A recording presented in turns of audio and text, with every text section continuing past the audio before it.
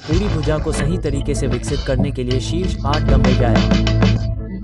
व्यायाम 1, reverse curl. यह एक शक्तिशाली व्यायाम है जो ब्रेकियलिस पर लक्षित है। दोनों हाथों में डंबल लेकर सीधे खड़े हो जाएं। हाथ पूरी तरह से फैलाएं और हथेलियां नीचे की ओर हों। अपनी कोहनी को अपने दोनों ओर रखें। धीरे धीरे वजन को अपने कंधों की ओर मोड़ें। अपनी कलाई पर नहीं, बल्कि अपने अग्रभागों का उपयोग करें। ऊपर रुकें, फिर नियंत्रण में नीचे लाएं। व्यायाम 2, नियमित कर्ल।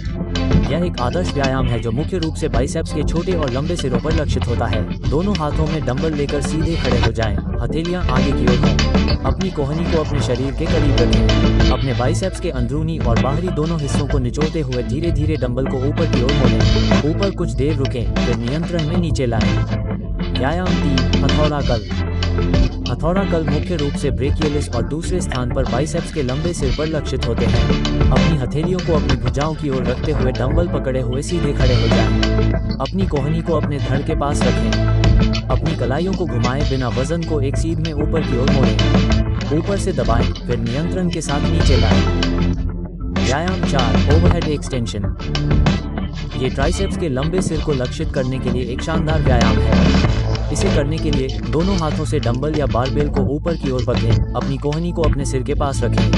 अपनी कोहनी को मोड़कर अपने सिर के पीछे वजन को धीरे धीरे नीचे लाएं। अपनी ऊपरी भुजा को स्थिर रखें। फिर अपने हाथों को वापस शुरुआती स्थिति में ले जाएं। अपने ट्राइसेप्स को पूरी तरह से फैलाने पर ध्यान केंद्रित करें। व्यायाम 5, स्कल क्रशर।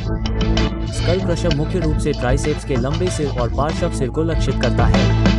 यह एक शक्तिशाली आइसोलेशन व्यायाम है। इसे करने के लिए बारबेल या डंबल के साथ एक बेंच या चटाई पर लेट जाएं। अपनी भुजाओं को सीधा ऊपर उठाएं, फिर धीरे धीरे अपनी कोहनी को मोड़कर वजन को अपने माथे की ओर ले जाएं। इसलिए इसे स्कल क्रशर कहा जाता है। अपनी कोहनी स्थिर रखें और एक दूसरे के पास रखें। व्यायाम